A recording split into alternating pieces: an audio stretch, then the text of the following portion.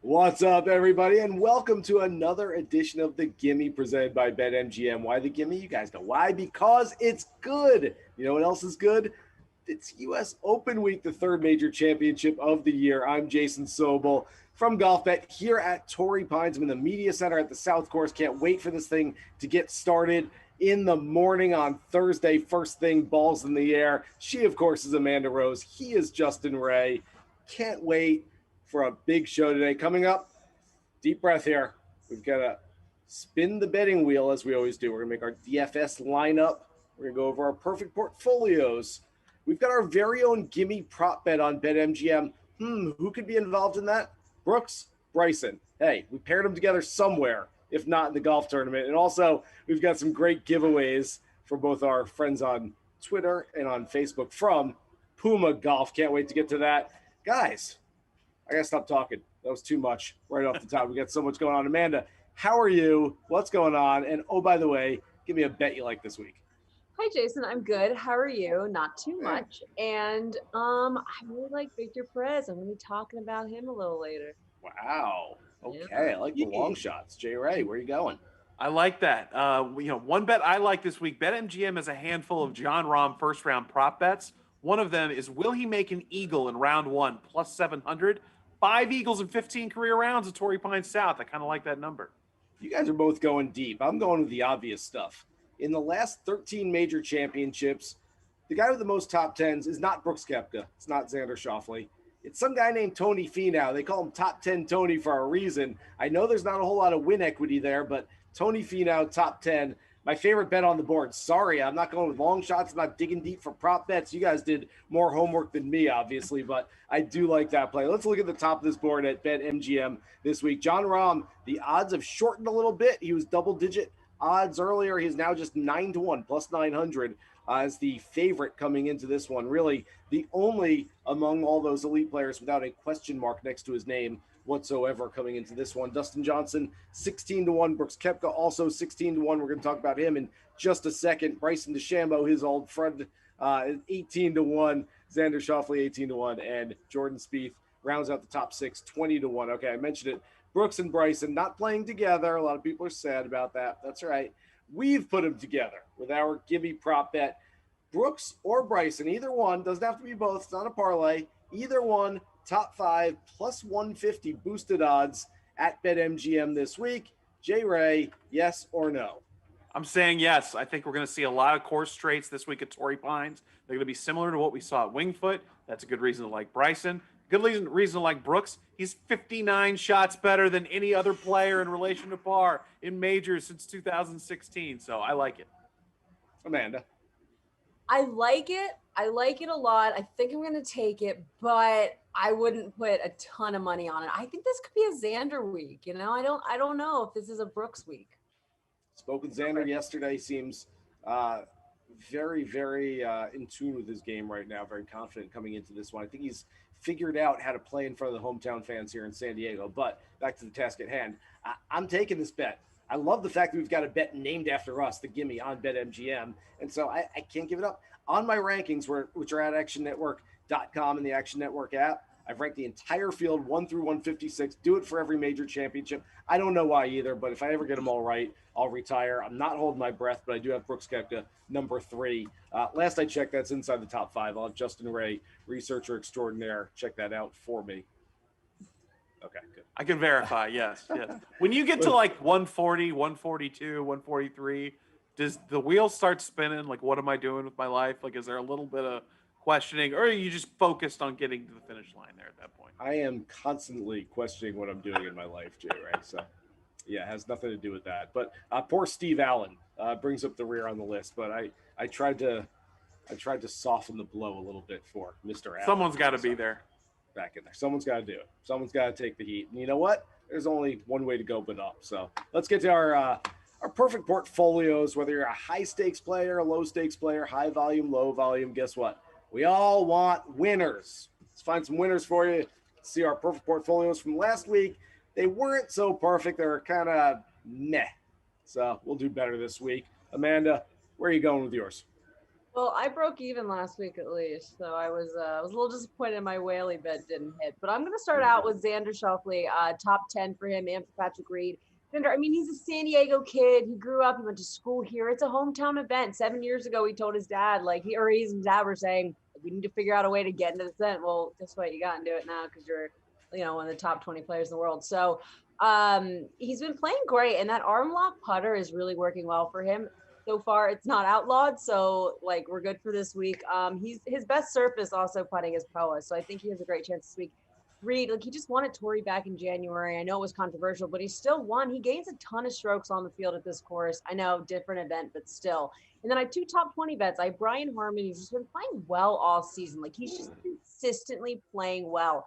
He's been having a great year, and it wouldn't surprise me to see him sneak into the top 20, even if it were on Sunday, even if he were tied for 50th. I think he's going to make the cut, and he's just going to sneak his way on in there. And then Victor Perez, he is such a good bet in majors. I think I got him around plus 900. I can't see the screen right now, so I don't remember what this number is here, but top 20, you're getting him 9-1. He's just so good, and I love his chances here. Yeah, I like the fact that you're so confident in Perez this week. Brian Harman, one of the best guys around the greens.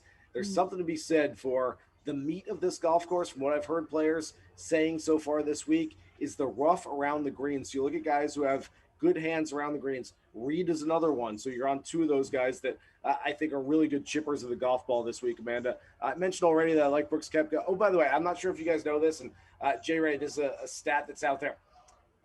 I dug this up myself. Brooks Koepka, good at majors. I didn't know that. Went through all the books Solid. and all the records and on the internet and the dark web. I figured out Brooks Koepka, good at majors. So taking him for a top 5. Jason Kokrak, criminally underpriced and undervalued in the marketplace this week. I love Jason Kokrak. Big boy, big hitter, can gouge the ball out of the rough. He's got 2 wins already this season. He's being priced as a nice player, not being priced as a guy who's winning at a higher rate than pretty much anybody else out there right now, which really isn't very much from many of the elite players. But I like Kokrak, top 5. I've mentioned Tony Finau, top 10 already. And I'll throw Scotty Scheffler in as a top 10 as well. Has some nice numbers early in his career in major championships. Didn't play the U.S. Open last year, but he's risen all the way to 17th in the world without having a PGA Tour win. That tells you just how consistent he is. Jay Ray, where are you going with yours? Scotty's interesting. He was Scotty Scheffler, best cumulative score to par in the major championships of any player since the beginning of last year. You're going to hear a couple usual suspects for me, a couple people we mentioned already. I've got Xander Schauffele in the top 10, first on my board. In 4 U.S. Open starts, Xander Schauffele has finished in the top 10 all 4 times. The The last player to start their career with 4 straight top 10s at the U.S. Open, Mr. Bobby Jones. So it's been a while. Nobody has gained more strokes gained putting per round at the U.S. Open the last 4 years than Xander has. I got Tony Finau for a top 10 as well. First pick I made on the board this week when I was looking at everything. Jason and I talked about it on the Action Network podcast this week. Over the last 5 years, no player has a better score to par than Tony Finau does on the South Course at the Farmers Insurance Open. Length is a big advantage here. I think it's going to be enormous this week. Tony has a ton of it. I've also got Jason Kokrak to top 10. As Jason Sobel said, criminally underrated on this board. A guy who's won twice on the PGA Tour this season on 2 radically different golf courses. A top 10 putter on the PGA Tour this season. He was outside the top 150 in that statistic last year. I think he's a great value. And then I've got Victor Hovland to top 10. I think outside of John Rahm, he's probably the second most likely guy to break through and get his first major championship this year, averaging 5 birdies or better per round at Torrey Pine South in his career. And he's second in strokes gained tee to green at the U.S. Open the last few years, trailing only Brooks Koepka. So I've got Victor to top 10 as well, Jason. Victor Hovland more likely to get a first major than Xander Schauffele, huh? I said maybe he's up there around with Rahm. I've got Xander to top 10. I love Xander this week. I'm just putting you on the spot. I just wanted the name that, you were going with there. Okay. Valid question. I know you like both of them. All right. Let's talk about this South Course here at Torrey Pines. And if you don't know it, where you been? We play it every year for the Farmers Insurance Open. 3 rounds there. The North Course, well, I'm sitting on it right now. That won't be in use this week. 7,652 yards. It's par 71 this week. A little bit different than we see every January, but I do think there are some certain characteristics that will carry over, of course, angles, sight lines, things like that. Had Jason Gore, former PGA Tour player, challenged for this championship back in 2005 at Pinehurst on my radio show on Sirius XM earlier today. He said, I got no idea what the winning score is. And he said the USGA, we always talk, and the USGA wants something at even par or over par as a winning score. He goes, we set up a golf course. If guys hit great golf shots, we can't stop them from hitting great golf shots. It's really difficult to set up a course and know what the winning score will be. So trust me, they have no idea. Weather, oh, by the way, absolutely. Weather's so good, I might just move here. I'm just going to cancel my flight back home. It is so good right now. So let's get to one of our favorite bets every single week. First round leader. Let's get to these FRLs. Amanda, what you got? So I'm actually going to go with Tony Finau. I know Justin just mentioned him. He comes into Torrey second in strokes gained total on Thursdays. And I mean, I know that's from the Farmers tournament, but that's still really good. I like him to go low. He's playing well. It just wouldn't surprise me to see him pop up there early this week. Justin? I'm not going to overthink this. He's the most dominant player in majors the last 5 years. Give me Brooks Koepka. The last 3 times he's played the U.S. Open, he's finished first, and second. You heard this name earlier, but the last player to do that, Bobby Jones before Brooks Koepka. So that's some pretty good company to have in the U.S. Open. I'll take Brooks to be the first round leader coming out of the gates hot. I'm not going too far down the board either. I'm going with the guy that actually led the first round at the Masters 2 months ago, Justin Rose, who has finished inside the top 20 in 4 of his last 5 starts, trending in the right direction. And quite honestly, I like him for all 4 rounds. I've bet him already. I've got him in the top 10 on my ranking this week, and I think he can come out to a nice start.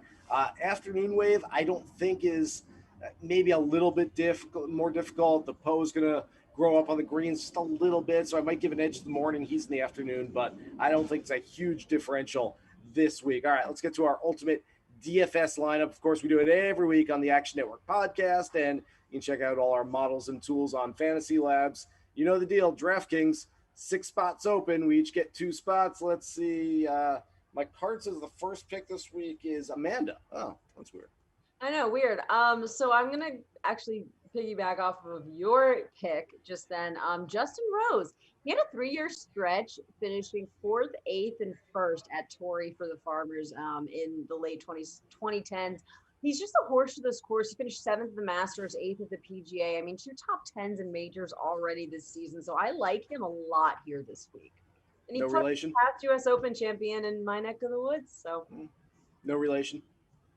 Still no relation. And he very rudely will not change his name. Granted, I haven't asked or anything, but like you would think just naturally he would do it. But I don't know. Maybe you get on Marion just because you've got the same last name. I'm just throwing it out there. I should marry him. Yeah, maybe he'll become. No, not marry him. Marion. place where he won. Bury Bury it. it. Oh, I Not think matrimony, a golf bury him. course. That is. Sorry, language barrier. It sounded way better. No, that was actually tremendous.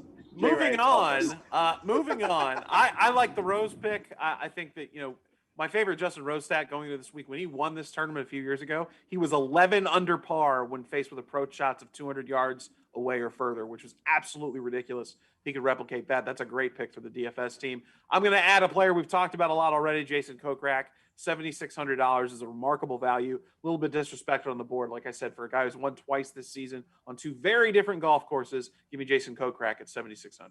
Yeah, I'm going with a guy that's got similar Kokrakian value this week at 7,900. Paul Casey has started playing major championships really well. The last 4 years, I believe, between 17th and 26th each year here at the U.S. Open. He's played well at the last two PGA championships. I know, speaking with him at the PGA Kiawah just last month, that he was very inspired by fellow elder statesman Phil Mickelson playing so well there. So I do think it's going to be a really good week for Paul Casey. So I've got him at 7,900. Amanda? I'm actually going to go back to Victor Perez. So I originally had Victor Hovland in my lineup to finish top 10, and then I swapped him out because I wanted Victor Perez to finish top 20, and then I forgot he was my DFS pick. But he's just, he's under-owned. He's such good value. He's going to make the cut, and he's the secret weapon. You have no money left, add Victor Perez in there. Just do it. Don't even think twice. It's not like adding – what was the guy you said, like Drew Armstrong or something? It's not like adding some random guy to it. I don't know. You said a name of a person, but it was, it's the guy you picked as the last in the field. Yes. Is what you're talking Steve about. Allen. Yes. That too. So it's not like I'm picking him. I've got Steve Allen over Drew Armstrong in all matchup bets this week. Amanda, low Victor this week. You going Perez? I know. You know what? I'm still going Hovland for low Victor. That's the right answer, Amanda. That's the right answer, because you know who the next member is of our team? I know, but I see your Victor. I got Victor with a K, Victor Hovland. I took a poor man's Victor. Unfazed by the big stage that we've seen so far in the major championships, beat Jack Nicklaus's record for low 72-hole score in the U.S. Open by amateur at Pebble Beach a couple years ago. That ball striking carries him everywhere. I think he's going to have a really good week. Played well here earlier this year, Jason. You might think I'm out of Victors, but I'm going with a guy who's been a victor of the U.S. Open twice, Brooks Koepka. Whoa. Can you believe how much Strong money dad joke. You are so welcome. That's top. Also, that was a terrible segue. Not even on my script. I swear. Wow. That's just off top Rose, of the dome there. Kokrak, Casey, Perez, Hovland. Talent. The victor, Brooks Koepka. All right, time to spin the betting wheel. Evan Abrams, come save us. We've got 6 past champions of the U.S. Open on the board. Jordan Spieth, Dustin Johnson, Brooks Koepka, Justin Rose, Bryson DeChambeau, Rory McIlroy. No comment from Brooks and Bryson on whether they like being on the same wheel together, but tough luck. They're on it. Evan, you ready to spin this thing? Save me. I am. I have bad news though. No Drew Armstrong on the wheel, so it's going to be a tough one for Amanda. But let's start it right away and see what we get here. You're fired. I'm definitely done after that one. Actually, and we early quits. Yeah, we landed on Jordan Spieth. Let's give it to Justin. What do you think about Spieth this week? Well, I've talked about how driving accuracy, all week is not going to be very significant on this golf course, and that's music to Jordan Spieth's ears. 40% of winners at the Farmers Insurance Open, Torrey Pines, the last 40 years were outside the top 50 in driving accuracy. That rings pretty well for Jordan Spieth, a guy whose iron numbers have been really improving over the last 6 months or so. I'm going to buy him. All right, Spieth, buy into a major. Like it. Let's pull it back and spin it again. Hold on. All right. And spinning. It is Dustin Johnson. Amanda, what do you think about DJ? You know what? I'm going to buy DJ. This was where he made his very first U.S. Open day. Actually, it was his first major debut back in 2008, and he looked like a billy goat, and it was cute. So I'm going to buy him this week. I think he showed so much promise last week, and that's what I expected him to do last week, and he did it. And you're still getting good odds on him this week. It's absolutely insane the odds you're getting on him. So they're a lot longer than they've been in recent years. So I'm buying up the DJ stock. Buying it up like it's Bitcoin or Dogecoin or whatever. Yeah, and to be honest, There you go. His odds shortened too. I updated it before, and Did he's they? down to like 16-1. So I think people are buying him as well. All right, so let me pull back the wheel. We got one more here. All right, it is Rory for Sobel. What do you think about Rory? Just so we're not all buying players out there, I'm going to sell Rory McIlroy. I'm starting to think that win at Quail Hollow was even more impressive about a month ago just because it was the outlier. I don't think that was a sign of things to come for Rory McIlroy. I think that was in the middle of swing changes, in the middle of trying to find his game, in the middle of sort of this blue period for Rory McIlroy, that he was able to go out there and win a golf tournament, a really good golf tournament. So more power to him. But I don't think Rory's game is where it needs to be right now. Love hearing him in the interview room. Amanda, I know you tweeted out, how eloquent he was talking about, what was it, Green's books or anchored putting or something. He was funny with the anchoring thing. He's like, well, I thought anchoring was already banned. I said, well, wasn't? He goes, don't think so, or something to that. It was just funny. Gotta go see the He's clip. great. He is so good in front of a camera, in front of the microphones. I'm buying him for press conferences. I'm selling him in this golf tournament, though. Thank you, Evan. Have a good week, guys. Enjoy Torrey. Good luck producing. Time to announce our giveaway winners, guys. And for those who've been watching the show, we're going to announce them right now and hopefully get a chance to win something before you even win bigger later this week. So on Twitter, we're giving away from Puma Golf a Bandit polo, a belt, pants, shoes, hat. That's pretty much all you got. I don't know. If you need anything else, you got to go buy it yourself. But that's pretty much everything you need. Amanda, our winner is... Guys, so, okay. So I somehow put the Zoom link on a different desktop than my desktop. So just give me a sec. My winner from Twitter is Miriam Schwartz at Mishwa. You just won a polo, so congratulations. a whole bunch of stuff. Oh, you won a whole bunch of stuff. Sorry. And then from Facebook, it was Mason Ankenbrook. Mason Ankenbrook. Brook. Sorry. And you've also just won a bunch of stuff. So congratulations, and please don't sue me because I cannot speak to save my life. Mason wins the Bandit polo from Puma Golf. I have not seen this yet, but I need to see this as an homage to the Torrey Pines wildlife. I'm being told Rocco the raccoon in a blue blazer is on this polo. I don't know what that looks like, but I need to see it, and I may actually need one of those shirts.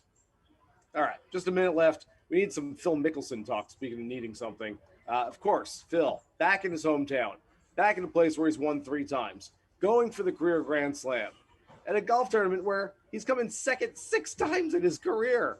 What do we think of Phil this week? Justin, what's your Phil bet?